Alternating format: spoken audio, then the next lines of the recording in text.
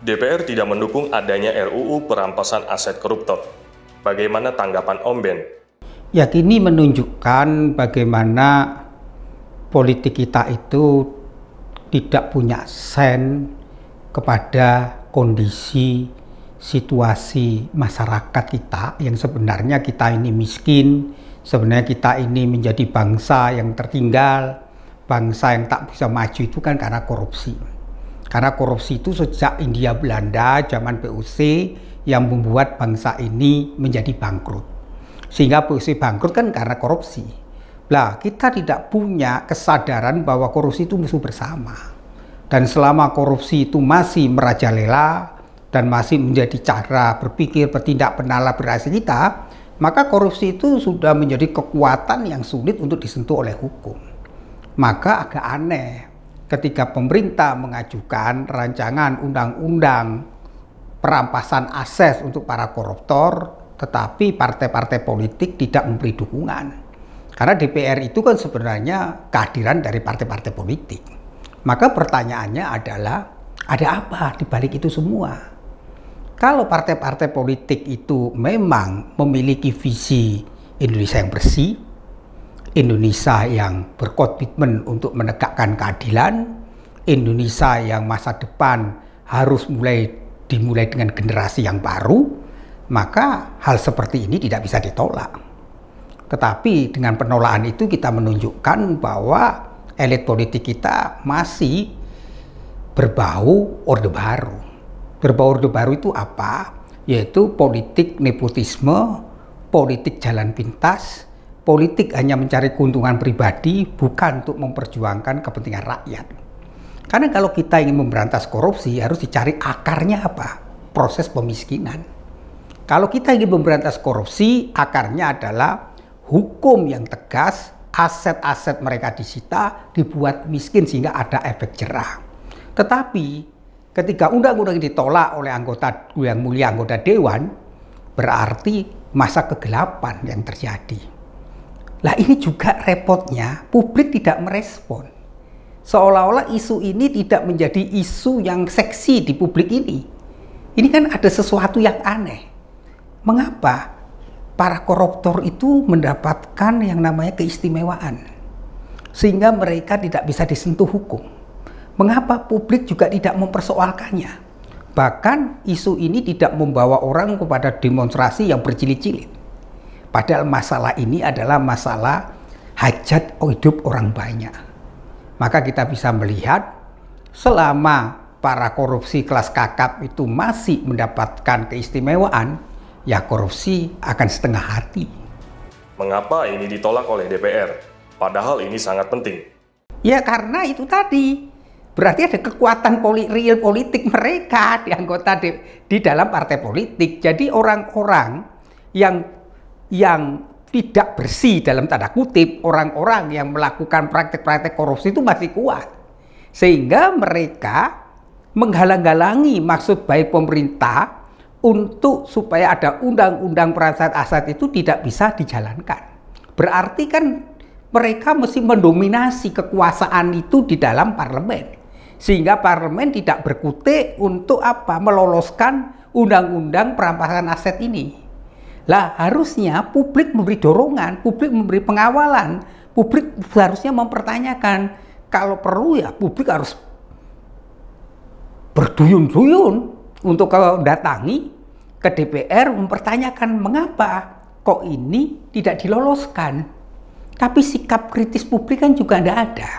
Sehingga kita bisa melihat bagaimana kultur afirmasi penghiyaan itu terjadi. Artinya dalam kasus ini publik mengalami silent majority.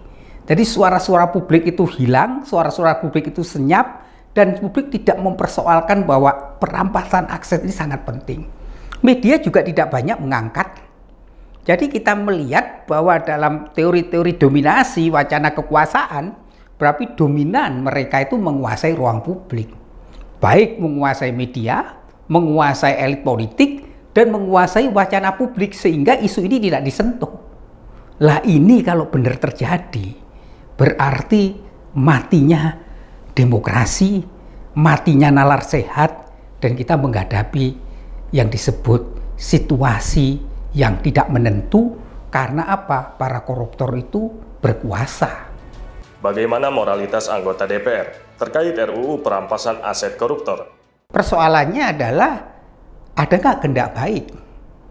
Kalau ada kehendak baik kita bahwa musuh kita adalah korupsi, ya harusnya korupsi diberantas sampai akar-akarnya. Lah pemberantasan korupsi sampai akar-akarnya itu kalau ada kepastian terhadap hukum. Lah disinilah kepastian hukumnya begitu lemah. Karena dengan proses perampasan hak, harta milik dan sebagainya, para koruptor itu dimiskinkan. Sehingga para koruptor tidak punya akses terhadap kekuasaan dan politik dan tidak punya akses terhadap modal yang besar untuk mempengaruhi putusan pengadilan. Tapi selama koruptor masih memiliki modal besar, ya dia bisa menggunakannya untuk mempengaruhi keputusan politik, keputusan pengadilan, dan juga keputusan dalam membangun opini publik. Lah ini berbahaya ke depan bahwa kalau kita nggak serius dalam arti menangani korupsi dalam struktur korupsi itu adalah struktur yang paling dasar adalah bagaimana para koruptor dibuat miskin, yaitu perampasan aset. Tapi kalau undang-undang ditolak, ya berarti mereka berpesta pora karena mereka masih memiliki bargaining power. Bagaimana menurut Anda respon partai-partai terkait RUU tersebut? Ya sampai sekarang kan responnya tidak ada. Bahkan tidak ada partai pun yang mengatakan saya berdiri di depan untuk supaya rancangan undang-undang ini bisa digolkan. Nggak ada, semuanya senyap. Artinya apa? Bahwa para koruptor itu mengendalikan kepentingan politik, mengendalikan yang namanya kebijakan politik, dan mereka ini yang berkuasa. Jadi ketika mereka berdaulat menentukan keputusan, maka ya hukum dikendalikan mereka. Nah ini yang patut kita sayangkan. Sehingga kita berharap bahwa nurani mereka itu terketuk. Sehingga perampasan terhadap aset koruptor itu segera dibuat. Dengan cara apa? Harusnya mereka memprioritaskan ini, undang-undang ini harus diprioritaskan. Disinilah kita menguji apakah elit politik kita punya patos atau kehilangan patos. Patos itu adalah saya merasakan derita orang lain dan saya merasakan derita kesengsaraan rakyatku. Saya merasakan penderitaan itu akibat dari korupsi yang merajalela di negeri ini. Kalau mereka tidak punya patos, maka itu berarti matinya nurani elit politik. Semoga kasus ini menjadi pembelajaran kita agar mereka mengembalikan nuraninya untuk dengan tegas mengembalikan kembali rancangan undang-undang ini untuk segera diajukan dan disahkan sehingga ada keputusan yang jelas bahwa kalau kita ingin membasmi korupsi, salah satu cara adalah hanya dengan proses membuat mereka miskin. Apa dampak positif dan negatif jika RUU perampasan aset koruptor disahkan? Kalau positifnya jelas, efek jera akan terjadi. Karena dengan perampasan aset-aset mereka, kita bisa ngejar kekayaan mereka sampai keturunan mereka.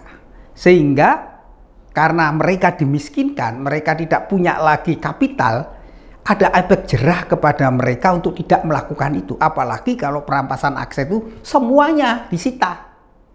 Jadi perolehan dia sebelum korupsi pun disita. Karena dengan perampasan aset itu berarti negara punya dasar hukum untuk apa? Untuk menyita semua harta milik mereka. Baik di dalam, di luar negeri, aset apapun yang dimiliki, entah itu tanah, entah itu mobil, entah itu benda bergerak, tidak bergerak, semua disita. Ini yang membuat efek jera lebih kena. Lah kalau kamu nanya negatif, ya negatifnya itu ya mereka menjadi miskin. Tetapi dengan jadi mereka miskin, itu kan memberi pembelajaran masyarakat untuk tidak melakukan korupsi. Agar pejabat amanah terhadap janji setianya, terhadap jabatannya. Sehingga bangsa ini akan lebih sejahtera, lebih makmur.